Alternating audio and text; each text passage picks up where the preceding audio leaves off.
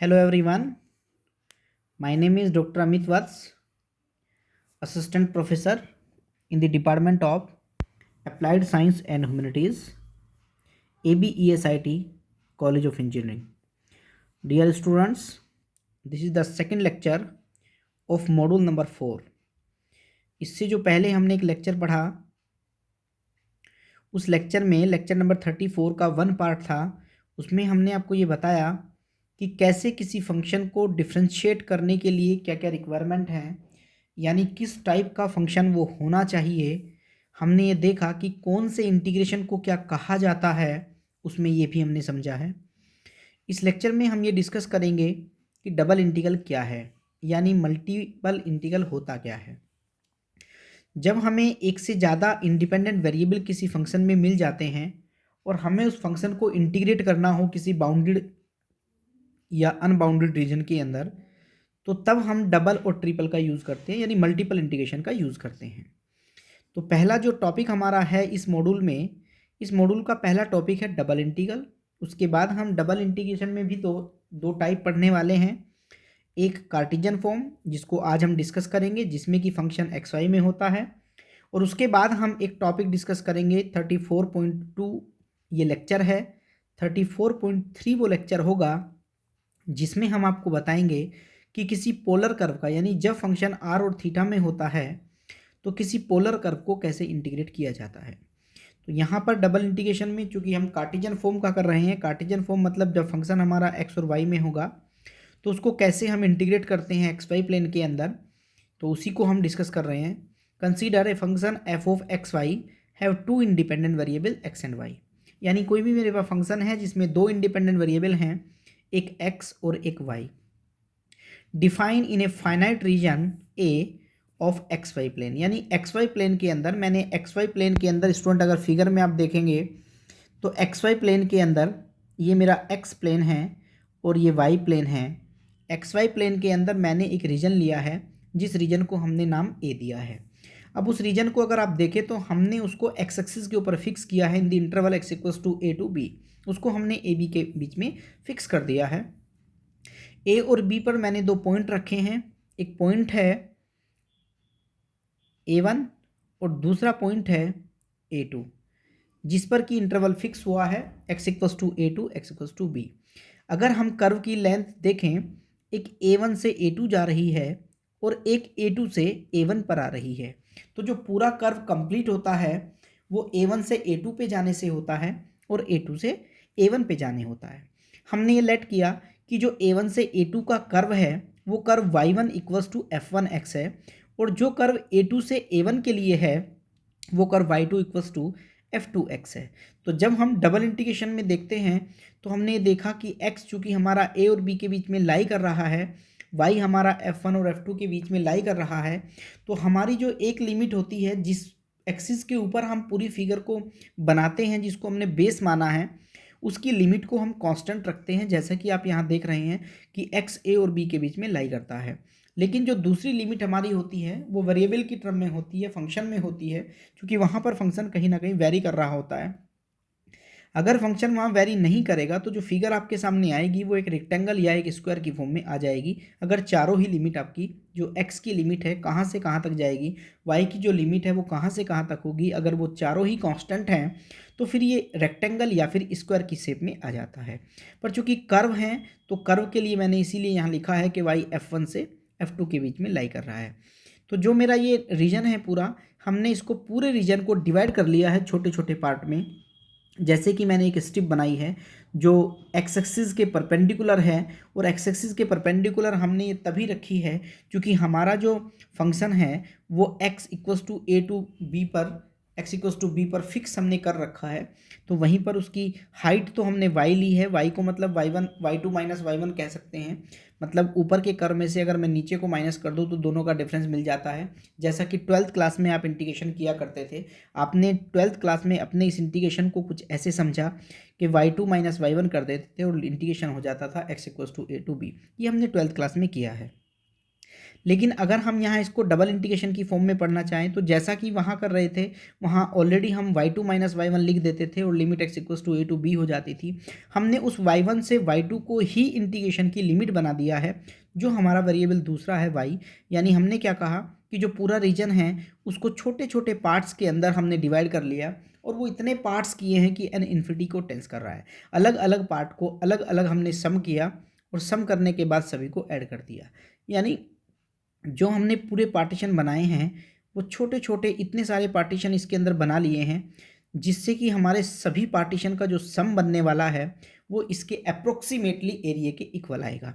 तो इसी तरीके से हमने डेफिनेशन बनाई, तो अलग अलग पार्टीशन किए, अलग अलग पॉइंट के लिए किए, तो अलग अलग पॉइंट के लिए हमारी डेफिनेशन हो जाएगी double integration around the region A F of x Y D x D Y, या डी वाई डी एक्स लिख सकते हैं, equals to limit N tends to infinity, partition N infinity को टेंस कर रहे हैं।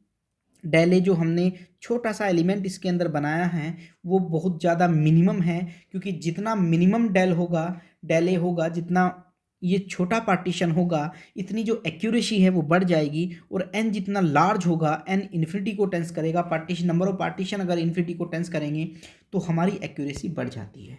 तो इसी के लिए हमारी डेफिनेशन हो जाएगी limit N tends to infinity delta tends to zero.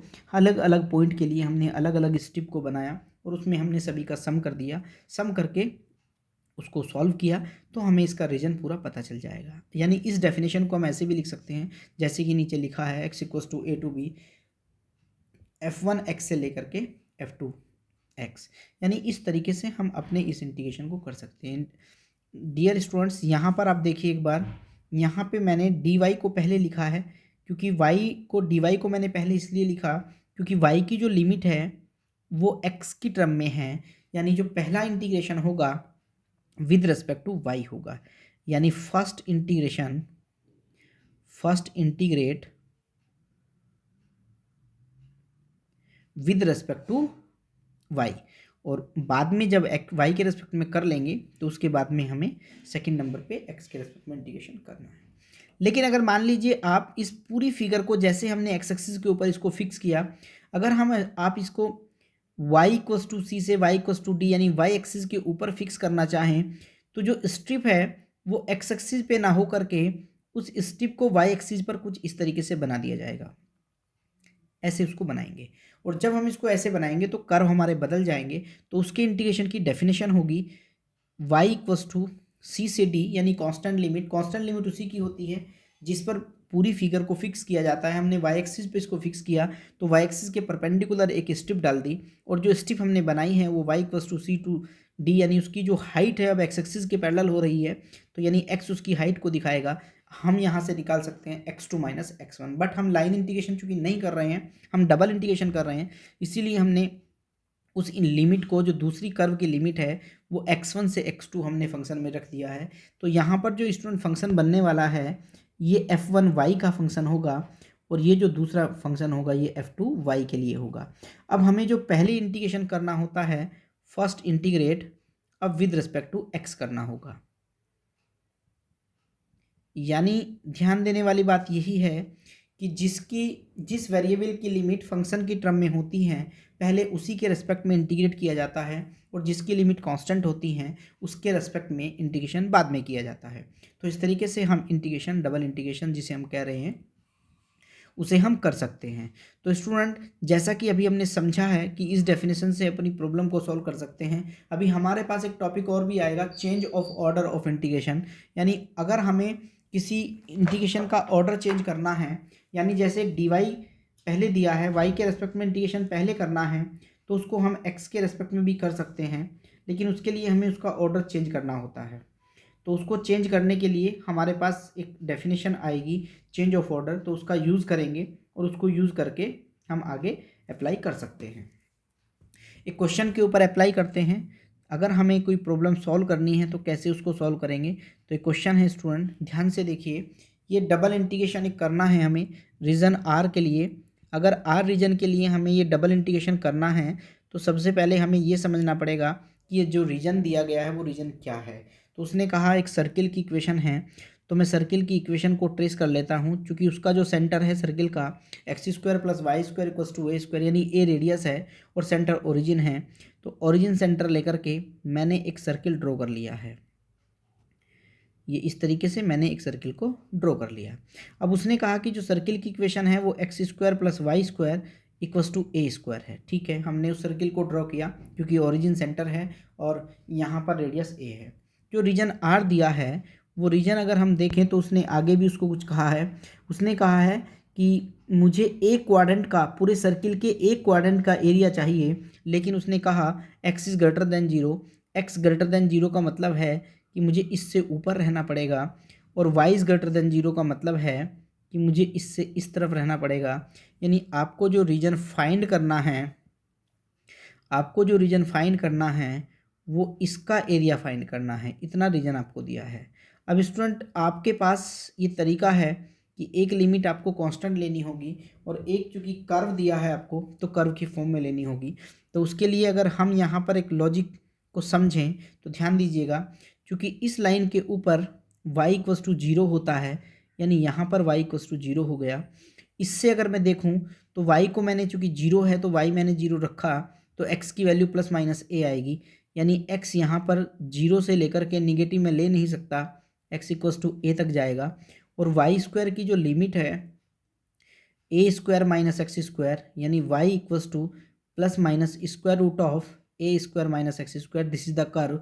But minus में हम ले नहीं सकते क्योंकि निगेटिव के लिए उसने मना किया है, y की वैल्यू केवल पॉजिटिव पर ही लाई कर रहा है। तो यानी जो कर्व ये होगा ये ये ए स्क्वायर माइनस एक्स स्क्वायर हो जाएगा। तो इसको हम रख सकते हैं y की वैल्यू। तो y जीरो से लेकर के और y यहाँ तक इस कर्व तक लाई कर रहा है। एक स्ट्रिप मुझे इसके अंदर बनानी पड़ेगी जो एक्स एक्सिस के परपेंडिकुलर हो। तो एक्स एक्सिस के परपेंडिकुलर मैंने उसमें एक स्ट्रिप को ड्रॉ कर लिया है। अब अगर हम डेफिनेशन को देखें तो हमारी जो डेफिनेशन है स्टूडेंट उसको अप्लाई कर देते हैं मल्टीपल इंटीग्रेशन के लिए। अगर देखें रीजन हमें जो फाइंड करना है तो रीजन हमारा क्या हो जाएगा, रीजन है हमारा double integration x Y D x D y equals to double integration x y. लेकिन चूंकि हमने ये किया है कि y की लिमिट जीरो से लेकर के और वो square root of a square minus x square है, और x की जो लिमिट है वो जीरो से लेकर के a है। तो इसीलिए स्टूडेंट हमें क्या करना है, अब चूँकि हम y के रेस्पेक्ट में पहले करेंगे क्योंकि y की लिमिट वेरिएबल में है, तो इसलिए अब मैं dy को पहले लिखूँगा और dx को बाद में लिखूँगा, ताकि जब मैं इंटीग्रेशन करूँ तो उसको ईजिली सॉल्व कर पाऊँ। तो इंटीग्रेशन कर देते हैं। पहले इंटीग्रेशन y के रेस्पेक्ट में होगा, तो जो y के रेस्पेक्ट में इंटीग्रेशन है तो x अपनी जगह पे एज इट इज़ रहेगा, उसको मैंने एज इट इज़ रख दिया है। x y का integration y square by two हो जाएगा, और उसकी जो लिमिट्स हैं वो जीरो से लेकर के square root of a square minus x square हैं और इनटू डी एक्स। लिमिट लगा देते हैं। जब हम उसकी लिमिट को सब्स्टिट्यूट करेंगे तो upper limit minus lower limit रखी जाती है, डेफिनेशन सभी जानते हैं। तो अपर लिमिट हो जाएगी x by two into upper limit is y square is a square minus x square, और लोअर लिमिट इज़ जीरो, तो वैल्यू जीरो हो जाएगी इंटू डी एक्स। इसका मतलब ये हुआ 1/2 को बाहर निकाल देते हैं तो x इक्वल्स टू जीरो से लेकर के a हो जाएगा, और इसको जब मैं मल्टीप्लाई करूँगा तो a स्क्वायर एक्स होगा और माइनस एक्स की पावर 3 इंटू डी एक्स। तो इस तरीके से हमने इसको इंटीग्रेट कर दिया है। अब थोड़ा सा और इसको सिंप्लीफाई करें तो इंटीग्रेशन कर देते हैं नेक्स्ट स्टेप में। स्टेप में इंटीग्रेशन हो जाएगा A square X square by two minus X की पावर 4 अपॉन 4, और लिमिट है जीरो से ए। अब मैं ये जो वैल्यू है उसके अंदर रख देता हूँ 1/2, चूँकि बाहर चल रहा है तो ए जब यहाँ रखूँगा तो ए की पावर 4/2 हो जाएगा, माइनस ये भी ए टू दी पावर 4/4 हो जाएगा, तो इक्वल्स टू 1/2 हो गया, और इनटू इससे आएगा ए की पावर 4 और बाई टू यानी 4 बचेगा, और ये इक्वल्स टू हो जाएगा A to the power 4 upon 8। This is the answer, यानी यही मेरा आंसर है। तो इस तरीके से स्टूडेंट मैं अपनी प्रॉब्लम को सॉल्व कर सकता हूँ, यानी अपना इंटीग्रेशन सॉल्व कर सकता हूँ। तो हमें अगर मान लीजिए कोई भी प्रॉब्लम दी गई है तो इस तरीके से यूज़ करके उस प्रॉब्लम को सॉल्व किया जा सकता है। एक और नेक्स्ट प्रॉब्लम है, उसको भी डिस्कस करते हैं, क्या कहना चाहते हैं। थोड़ा सा अलग टाइप का क्वेश्चन रखा है, सभी मैंने वेरिएशन लेने की कोशिश की है क्वेश्चन में। उसने कहा है कि इंटीग्रेशन फाइंड करना है, डबल इंटीग्रेशन, और एरिया जो दिया है वो x Y D x D y given है आपको। ए जो है वो डोमेन है bounded by x axis, coordinate दिया है x equals to 2a and the curve दिया है x square equals to 4ay। तो हमें इनके बीच से ये इंटीग्रेशन फाइंड करना है। तो अगर इनके बीच से इंटीग्रेशन फाइंड करना है तो सबसे पहले हम कर्व एक प्लॉट कर लेते हैं। तो कर्व को प्लॉट करने का क्या तरीका है स्टूडेंट, जो जो दिया है उसको देख लेते हैं। एक हमें दिया है x इक्वल्स टू 2a, एक हमें कर्व दिया है parabola x square equals to 4ay। तो जो भी जो कर्व दिया है उसको बना लेते हैं। तो कर्व की ट्रेसिंग करना बहुत ज़रूरी है स्टूडेंट, 3-4 कर्व आपको ट्रेस करने आने ही चाहिए। लाइन कैसे ट्रेस करते हैं, सर्कल कैसे ट्रेस होता है, एलिप्स कैसे ट्रेस होता है, दोनों ही parabola Y square equals to 4ax and X square equals to 4ay आपको आने ही चाहिए। तो हमने क्या किया कि ये जो कर्व है इस कर्व को हमने इस तरीके से बना लिया है, यानी ये कर्व है parabola x square equals to 4ay। अब चूंकि कर्व हमें ये दिया है और एक लाइन और दी है एक्स इक्वल्स टू 2a, चूँकि ये हमारे पास a और ये 2a, तो यानी 2a हम यहाँ तक जाएंगे कहीं तो ये हमारा x इक्वल्स टू 2a हो गया है और यहाँ पर x इक्वल्स टू 0 हो गया है। तो ये तो हमें कन्फर्म हो गया कि इसके बीच से इंटीग्रेशन करना है, यानी जो हमारा इंटीग्रेशन आने वाला है वो इसके बीच से आएगा, यानी यहाँ से आने वाला है। इसका रीजन हमें पता करना है।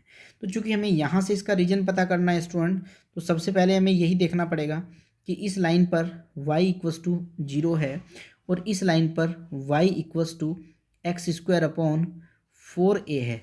तो y हमें पता चल गया, अपर लोअर पता चल गए हैं, कांस्टेंट लिमिट भी पता है, यानी हमें एक स्ट्रिप बनानी पड़ेगी और वो स्ट्रिप मेरी एक्स एक्सिस के परपेंडिकुलर कुछ इस तरीके से हो जाएगी।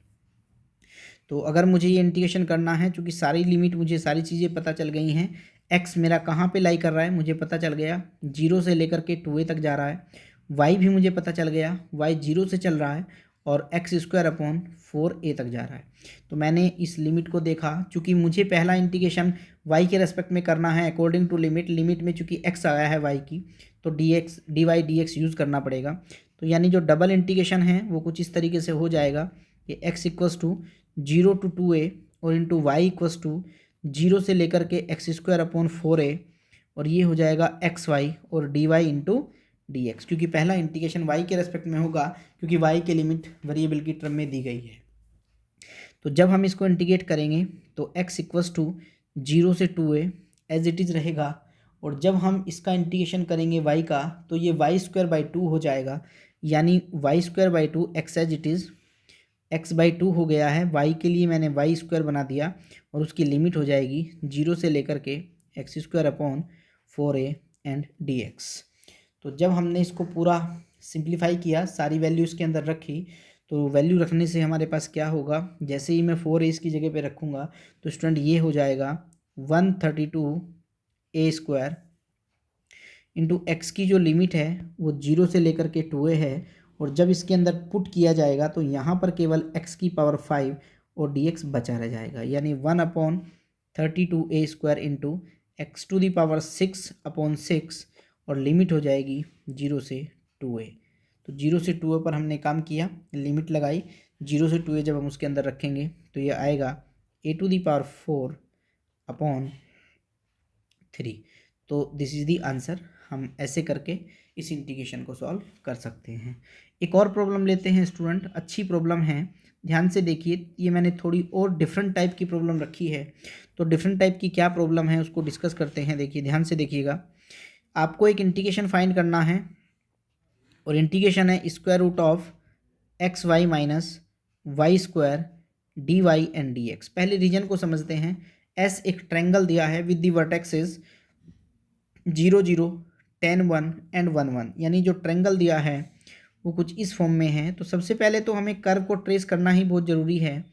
एक्स वाई प्लेन में पहले कर्व को ट्रेस कीजिए। आपको पहला पॉइंट ओरिजिन दिया है, ओरिजिन मेरा 0 0 ये पॉइंट हो गया है। दूसरा पॉइंट मेरे पास एक पॉइंट है 1 1, तो एक्स पे 1 और वाई पे 1, यानी 1 यहाँ कोई पॉइंट हो जाएगा, ये मेरा 1 पॉइंट हो गया। फिर 10 और 1, यानी 1 लेंथ y की 1 ही है, y की 1 पर और 10 पे जाना है, तो ये 2 3 4 5 6 7 8 9 10, यानी 10 1 पर कहीं यहाँ पे होगा। तो मेरे पास जो पॉइंट्स हैं वो एक पॉइंट ये हो गया है, एक ये हो गया है और एक पॉइंट ये हो गया। तो जो ट्रायंगल बना वो ओ ए बी बन गया है, यानी इसका मुझे इंटीग्रेशन फाइंड करना है।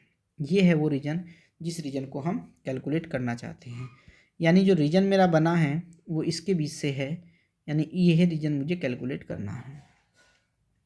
अब स्टूडेंट यहाँ पर अगर हम ध्यान से देखें तो इसमें हमारे पास एक प्रॉब्लम है कि जो कर्व है वो बीच में कट लग रहा है, ब्रेक आ रहा है इंटीग्रेशन में।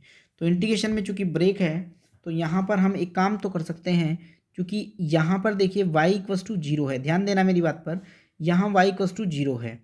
क्योंकि यहाँ पे y इक्वस टू जीरो है तो ध्यान से देखिए, यहाँ पर y इक्वस टू चूँकि जीरो है और यहाँ पर y इक्वस टू वन है, यानी हम जीरो और वन के बीच से अगर इंटीग्रेशन करते हुए चले जाएँ, इनके बीच से चले जाएँ, तो लोअर में ये कर्व काम कर जाएगा और अपर में ये कर्व काम कर जाएगा, यानी इसके बीच में इंटीग्रेशन किया जा सकता है। यानी मेरे लिए आसान ये हो रहा है कि मैं इस स्ट्रिप को वाई एक्सिस के परपेंडिकुलर बना दूं, क्योंकि इसके लिए मेरे पास आसान हो रहा है। अब इस लाइन को देखें तो चूंकि ये पॉइंट मेरे पास 1 1 है और ये पॉइंट मेरे पास 10 और 1 है, 10 और 1, तो यहाँ से अगर मैं इस लाइन को देखूँ तो मेरे पास एक लाइन है 0 0 2 1 1। तो लाइन का इक्वेशन आएगा, लाइन का इक्वेशन होता है y minus y one equals to y two minus y one upon x two minus x one into x minus x one. तो एक्स वन एक्स टू से जब मैं इक्वेशन लगाऊंगा तो ये y इक्वस टू एक्स आ जाएगी, यानी यहाँ पर जो लाइन आई वो y इक्वस टू एक्स है।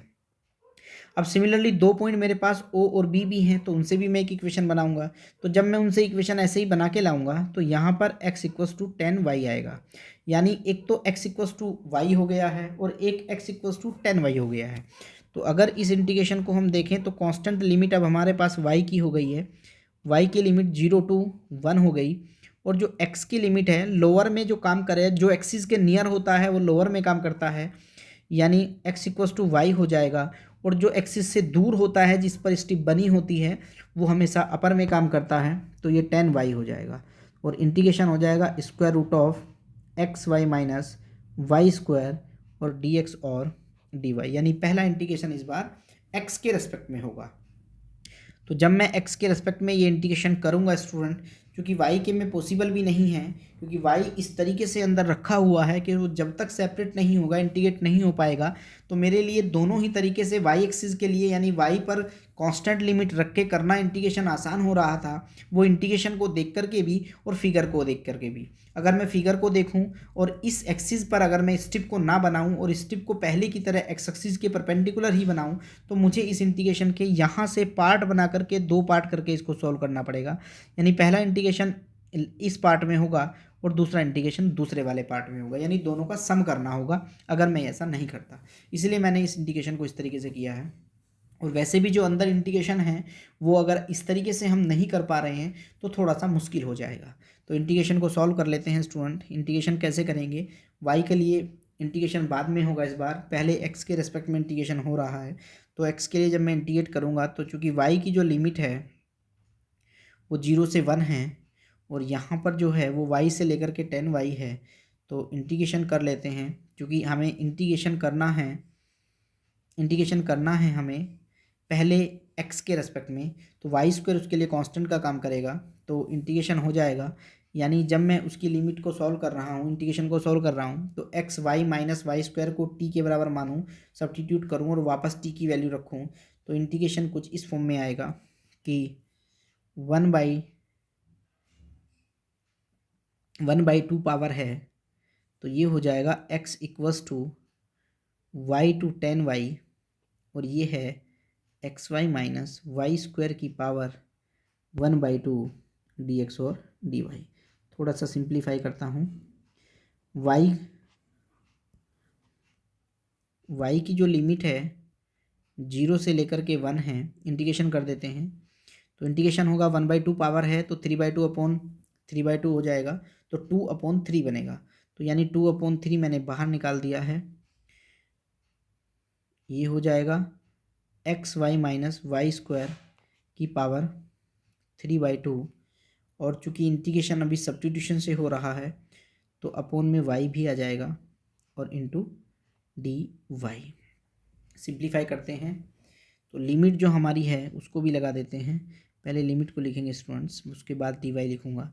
तो लिमिट हमारी हो जाएगी x equals to y to 10y और इंटू dy। तो इसको सॉल्व कर लेते हैं। 10y और y x को जब रखेंगे तो ये टोटल जो कैलकुलेशन होके आ रहा है तो 2/3 बाहर हो जाएगा। y इक्वल्स टू 0 से लेकर के 1 हो गया, और जब हम इसमें वैल्यू रखेंगे चूँकि 1/y तो बाहर ही चल रहा है तो ये हो जाएगा 9y² टू दी पावर 3/2, यानी 3y का होल स्क्वायर, पावर कैंसिल, तो सॉल्व करूँगा तो ये हो जाएगा 18y², यानी टोटल कैलकुलेशन 18 0 से 1 y² dy हो गया है। और y का जो इंटीग्रेशन है वो अगर हम करना चाहें तो y का इंटीग्रेशन हो जाएगा 18 y की पावर 3/3 और लिमिट है 0 से 1, तो 6 इंटू वाई की लिमिट 0 से 1, यानी ये 6 यूनिट हो जाएगा। तो इस तरीके से हम अपनी प्रॉब्लम को सॉल्व कर सकते हैं। सिमिलरली हमारे एक और प्रॉब्लम है स्टूडेंट, अगर आप लोग इसको करना चाहें तो एक और प्रॉब्लम है, उसको सॉल्व कर सकते हैं। रीजन दिया है, मैं आपके सामने इसका रीजन बना देता हूँ, फिर आप लोग उसको सॉल्व कर लेना। तो यहाँ पर जो कर्व दिए हैं वो कर्व कुछ इस तरीके से हैं कि Y x² equals to Y, यानी एक पैराबोला दिया है, ये हो जाएगा y इक्वल्स टू x², एक पैराबोला, और दूसरे हम एक लाइन दी गई है, लाइन मेरी ये है, लाइन हो जाएगी y इक्वल्स टू x। तो इसके बीच में जो रीजन आ रहा है उसे हमें कैलकुलेट करना है, यानी इस रीजन को हमें कैलकुलेट करना है। तो इस पर दोनों तरीके से ही, जैसे भी आप चाहें, आप x एक्सिस और y एक्सिस दोनों में से जिसके लिए चाहें स्ट्रिप बना सकते हैं। अगर मैं मान लीजिए कि स्ट्रिप को x एक्सिस के परपेंडिकुलर बना दूं तो यहाँ पर मुझे पॉइंट पता करना पड़ेगा कि जो ये इंटरसेक्शन का पॉइंट है वो पॉइंट क्या आ रहा है। तो यहाँ पर पॉइंट मेरा 0 0 होता है, और जब मैं इन दोनों कर्व को सॉल्व करूँगा तो यहाँ पर जो पॉइंट आएगा वो 1,0 आएगा, और यहाँ पर 1,1 आ जाएगा। तो सॉल्व करने से, चूँकि मेरे पास y इक्वल्स टू x दिया है और y इक्वल्स टू x² भी दिया है, तो चूँकि दोनों ही y हैं तो x² बराबर x हो गया। x को x से कैंसिल नहीं करना, x - 1 0 हो गया, x कॉमन आएगा, x - 1 इक्वल्स टू 0, यानी x की वैल्यू 0 और x की वैल्यू 1 आ रही हैं, और बराबर भी हैं x और y, तो इसलिए दोनों पॉइंट 1 1 भी हो जाएंगे। तो यहाँ से स्टूडेंट चूँकि इंटीग्रेशन मुझे करना है तो मेरा जो इंटीग्रेशन होगा वो कुछ इस फॉर्म में आ रहा है। देखिए ध्यान से एक बार कि double integration in the region R x² dx dy कैसे लिखेंगे उसको कुछ ऐसे लिखना पड़ेगा कि x², हमारे पास x की लिमिट कांस्टेंट हो गई है यानी 0 to 1, और जो y की लिमिट है लोअर में ये कर्व है तो यानी x² हो गया y इक्वल्स टू, और अपर में ऊपर वाला कर्व है यानी x हो गया, और यहाँ पर हो जाएगा पहले अब dy और बाद में dx। तो पहले y के रेस्पेक्ट में इंटीग्रेशन करूँगा और फिर x के रेस्पेक्ट में इंटीग्रेशन करूँगा, और जब मैं इस पूरे को सॉल्व करूँगा तो सॉल्व करके मैं पाऊँगा तो मेरे पास 1/20 आ जाएगा। तो इस तरीके से स्टूडेंट हम अपनी प्रॉब्लम को सॉल्व कर सकते हैं। नेक्स्ट वीडियो में हम ये डिस्कस करेंगे कि पोलर कर्व को कैसे इंटीग्रेट किया जाता है। तो नेक्स्ट वीडियो में पोलर कर्व में हम कैसे कार्टेशियन से पोलर में कन्वर्ट करते हैं उसका कन्वर्टन भी पढ़ेंगे, और कैसे उसको सॉल्व किया जाता है ये भी डिस्कस करेंगे। Thank you very much.